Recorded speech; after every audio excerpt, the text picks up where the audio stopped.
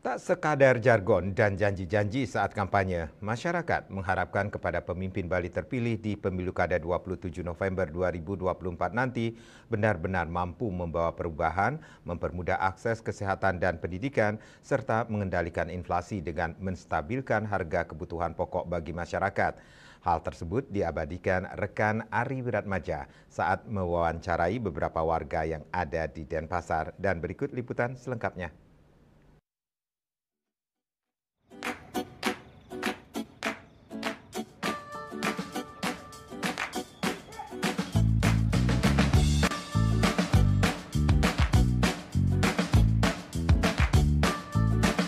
Pemirsa Bali TV, sesaat lagi masyarakat Bali akan melaksanakan pesta demokrasi, tepatnya yaitu pemilihan wali kota, bupati, gubernur, beserta wakilnya, tepatnya pada tanggal 27 November 2024. Nah, lalu seperti apa sih sebenarnya harapan masyarakat Bali terhadap pemimpin berikutnya?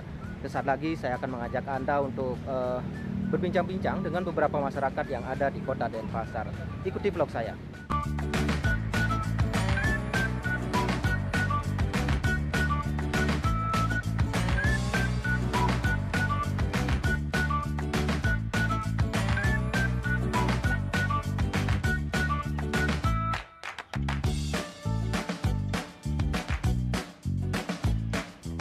Nah, pemirsa Bali TV, saat ini saya bersama dengan Bapak Komang, yaitu yang berprofesi sehariannya sebagai pedagang seperti itu. Dan izin Pak Komang, ini Bapak Komang jual apa Pak? Jual lumpia. Lumpia. Boleh Pak, saya pesan satu Pak. Siap. Tapi boleh kita ngobrol-ngobrol Pak ya, sambil ngobrol-ngobrol Pak ya. Pak Komang, ini kan sebentar lagi kita bakal memilih bupati, wali kota, dan juga gubernur seperti ini kan. Ya. Pak, ada harapan nggak Bapak terhadap pemimpin-pemimpin Bali ke depan itu? Silakan. Nah, ini ke Pak, silakan. Kalau harapan ini kan, pertama saya sebagai seorang pedagang, semoga lah di bidang ekonomi, terutama kebutuhan pokok yang misalnya sembako lah, agar pemerintah turun memberikan apresiasi dalam arti barang-barang, harga-harga kebutuhan pokok itu bisa disesuaikan lah, karena pertama di dalam masyarakat itu kan kebutuhan yang paling mendesak itu adalah kebutuhan pokok.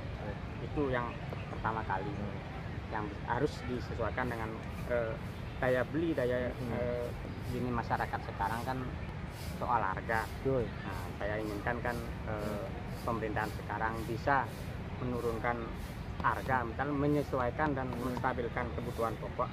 Siapapun pemimpinnya ke depan, baik itu yang artinya sekarang ada pilkada, misalnya biar Pak Koster atau Pak D Gajah siap memberikan pelayanan yang baik untuk masyarakat. Cuman itu aja ya. Pak, kalau boleh tahu berapa ini? 7.000 aja. Ini lumpia segini 7.000.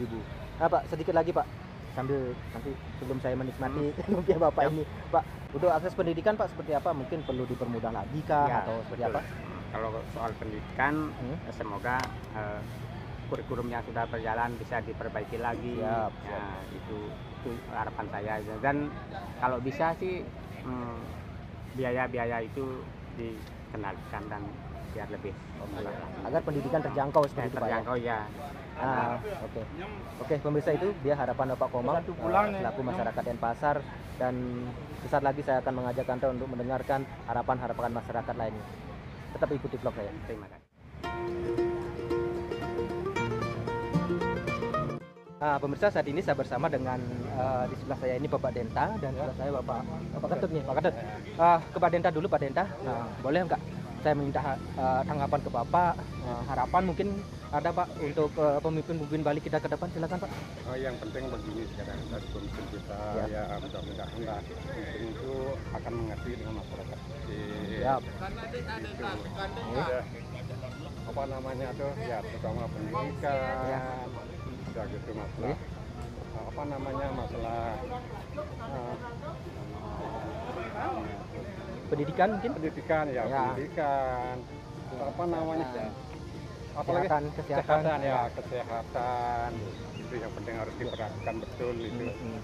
Jangan sampai bapak-bapak sudah di atas itu lupa jadi dengan orang-orang yang seperti kita ini yang rakyat kecil begitu. Oke. Ya. Dari Pak Gatot mungkin ada Pak? Ya. Dari Pak Gatot ke depannya juga ya. Terutama di bidang pendidikan. Siap. Itu tadi kita nonaktifkan karena kan kadang banyak udah ada apa namanya pasien itu Ya. namanya. Terutama di bidang kesehatan. Kesehatan. Ya, terutamanya Ya. di bidang kesehatan. Ya. Gitu, ya.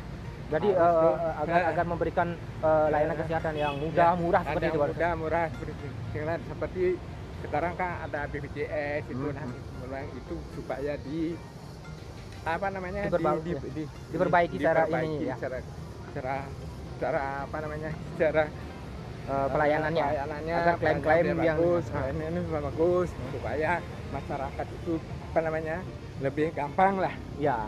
urusan di bidang kesehatan itu ya. Oke, terima kasih Bapak Ketut. Ya. Bapak terima kasih banyak. Ya. Silakan melanjutkan olahraga paginya. Ya, terima kasih banyak. kembali ya. Oke. Sesuai dengan harapan masyarakat, tentu saja kita semua berharap kepada pemimpin Bali ke depan untuk mampu memberikan pelayanan terbaiknya terhadap masyarakat, terutama dalam upaya memberikan layanan pendidikan, kesehatan, serta menstabilkan harga-harga kebutuhan pokok sehari-hari bagi masyarakat. Dari Denpasar, Hari Wiratmaja melaporkan.